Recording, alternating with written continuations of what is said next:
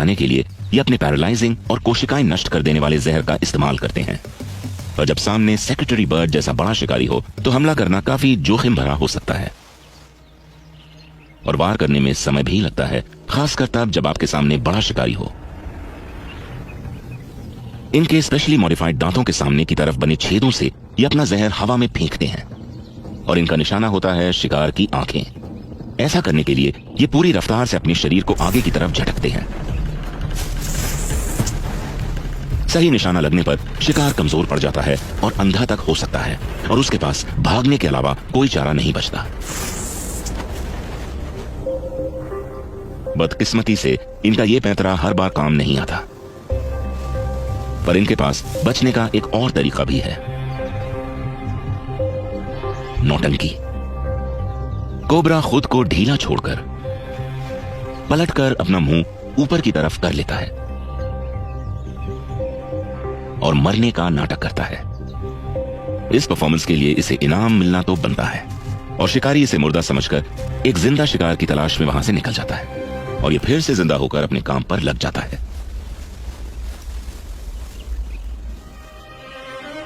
जहां wrinkle cobras ने जिंदा रहने का एक अनोखा तरीका खोज निकाला है, उनके एक बहुत ही करीबी रिश्तेदार ने जहर को हवा में फेंकने के खेल में महारत हासिल कर ली है।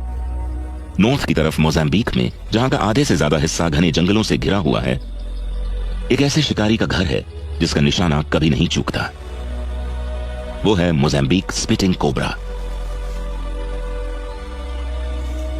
ये शिकार के करीब पहुंचकर उन पर अचूक हमला करने में सक्षम होते हैं और इनके करीब आने वाले जानवर और इंसान दोनों ही खौफ खाते हैं। आज ये फीमेल शिकार की तलाश में है और इसे पास के एक मार्श फ्रॉग की गंध आ चुकी है, जो कि इसका पसंदीदा शिकार है। शिकार करते वक्त इसे सिर्फ शिकार पर ही नहीं बल्कि आसमान के जीवों पर भी नजर रखनी होगी। यहां रहने वाले मोंगूस सांपों का शिकार करने के लिए जाने जाते हैं। कोबरा अपने शिकार के पास पहुंच चुका है और यह शिकार आसान नहीं होगा। मेढक का पीछा करते करते ये मोंगूस के इलाके में पहुंच गई है और इस भूखे झुंड के लिए कोबरा किसी बड़ी दावत से कम नहीं है। ये इसे घेर कर मारने की कोशिश करेंगे और कोबरा के जहर का इन मोंगूस पर कुछ खास असर नहीं होगा। सांपों के जहर का इन पर असर नहीं होता है, इसलिए इन्हें हराने के लिए कोई और तरकीब निकालनी पड़ेगी। ये अपनी गर्दन उठाकर जगह का और शिकारियों का मुआयना कर रही है और सेकंड के 5वें हिस्से में ये शिकारियों की आंखों में जहर छोड़ देती है।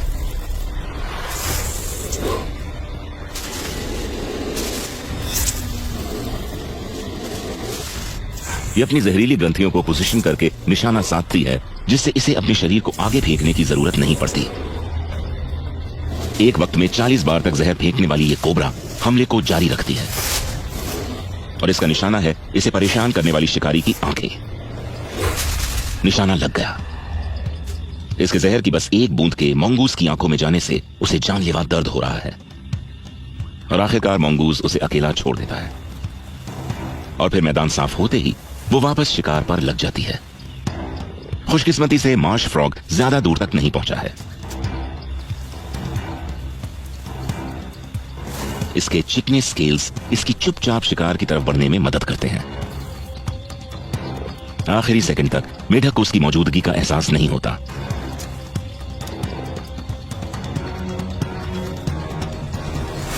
और शिकार को लपकते ही ये अपने दांतों से उसमें अपने घातक जहर की धार छोड़ती है और फिर आराम से जहर को अपना काम करने देती है। अब वो अपने किए हुए शिकार का आनंद लेगी।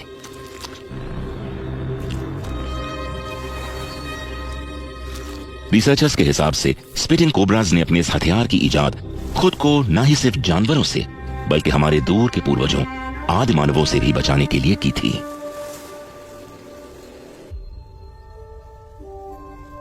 आज अफ्रीका की वाइल्ड लाइफ को सबसे ज्यादा खतरा इंसानों से है और इन सांपों को जिंदा रहने के लिए पहले से कहीं ज्यादा संघर्ष करना पड़ रहा है। अपने प्राकृतिक निवासों के नष्ट हो जाने से इंसानों और सांपों के बीच की दूरियां दिन पे दिन घटती जा रही हैं और सांपों के लिए जीना और मुश्किल होता जा रहा है। प्राकृतिक विनाश से अफ्रीका के सांपों की 20 से ज्यादा प्रजातियां आज खतरे में हैं और घटती जा रही हैं।